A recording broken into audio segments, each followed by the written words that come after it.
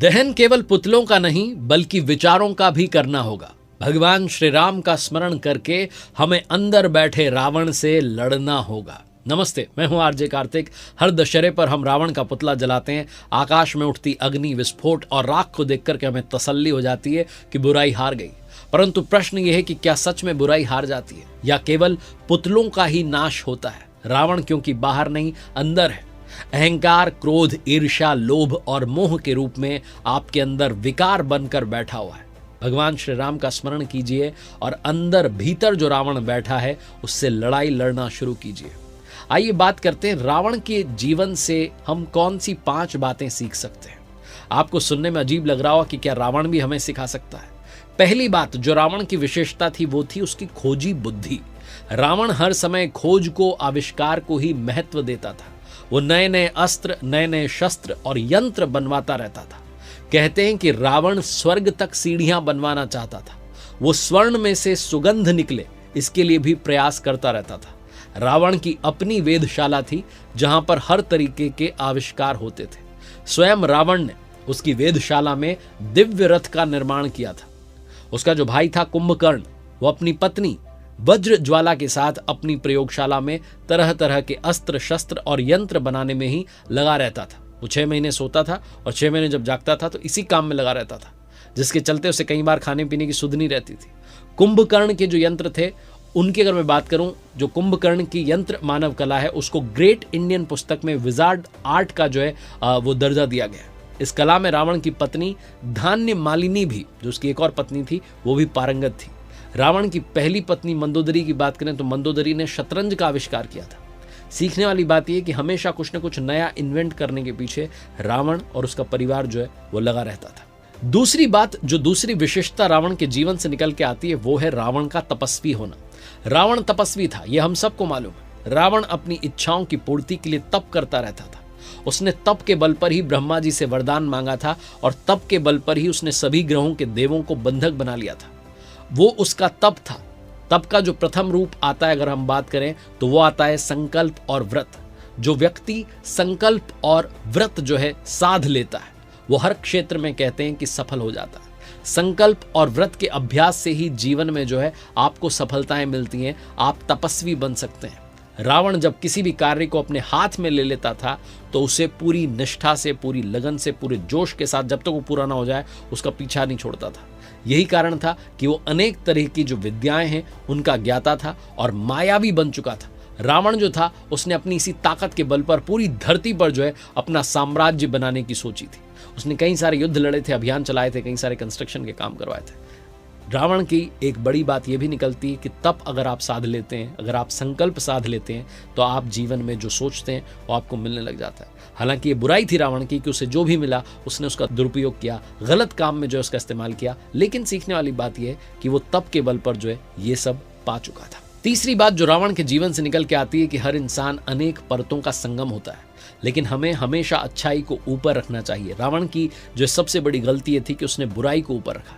प्रभु श्री राम ने भी युद्ध भूमि में उसे जो है महानायक कह करके पुकारा था। सोचिए कि क्या खलनायक को कोई ये कह सकता है? क्योंकि मनुष्य का सिर्फ एक रंग नहीं होता, किसी भी इंसान में अच्छाई और बुराई साथ साथ रहती है। कम्मन जो रामायण है उसमें अगर बात करें तो रावण की वीरता की प्रशंसा है। भगवान महादेव जी का कैलाश पर्वत उठाना जब उसकी बात आती है तो कहते हैं कि रावण जो है वो इतना बहादुर था, इतना सामर्थ्यवान था।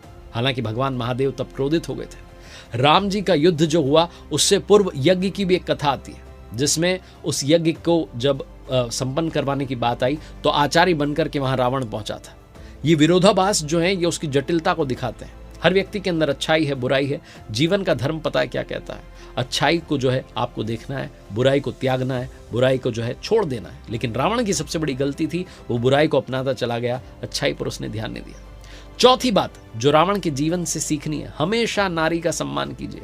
रावण ने नारी का सम्मान नहीं किया।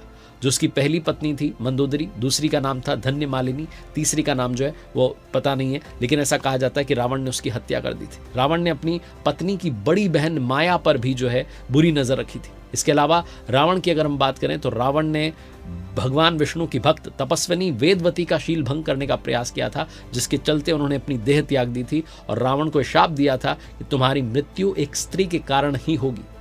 इसके अलावा अगर बात करें तो रावण जो था उसने रंभा पर भी, जो अप्सरा थी रंभा, उस पर भी बुरी नजर डाली थी। वाल्मीकि रामायण की बात करें तो विश्व विजय करने के लिए जब रावण स्वर्ग लोक में पहुंचता है तो उसे वहां रंभा नाम की अप्सरा दिखाई देती है और वो रंभा पर भी जो है बुरी नजर डालता है। रंभा जो है उसे समझाती है, उसे कहती है कि आप मुझे जो है छोड़ दीजिए, मैं आपके बड़े भाई कुबेर जो हैं उनके बेटे नल कुबेर की पत्नी हूं और आप अपनी पुत्र वधू का ऐसे अपमान मत कीजिए। लेकिन रावण मानता नहीं है। रावण जो है वहां पर अपनी अति जो है उसे पार कर देता है, अपनी सीमाएं लांघ देता है। और ये बात जब नल कुबेर को पता चलती है तो रावण को शाप देता है कि आज के बाद अगर तुमने किसी भी स्त्री को उसकी इच्छा के बिना स्पर्श किया तो तुम्हारे मस्तिष्क के 100 टुकड़े हो जाएंगे, 100 टुकड़ों में तुम्हारा सिर जो है वो विभाजित हो जाएगा। इसलिए भी कहते हैं कि रावण जो था वो सीता जी के पास भी नहीं आया।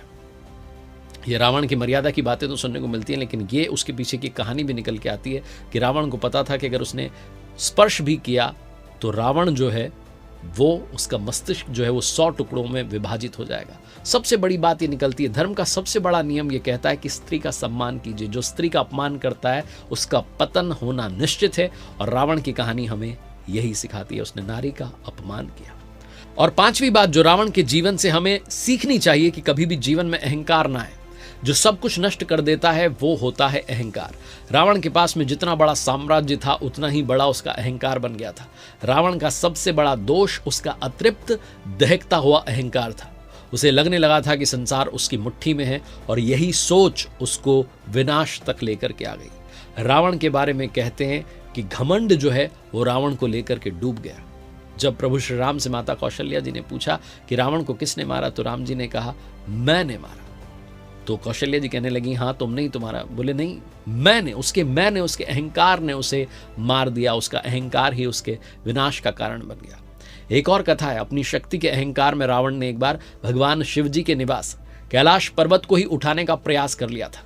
वो कैलाश पर्वत को ही उठाना चाहता था। जब रावण अपनी नई जीती हुई लंका से वापस आ रहा था तो उसने कैलाश पर्वत पर भगवान शिव जी और मां पार्वती जी को देखा।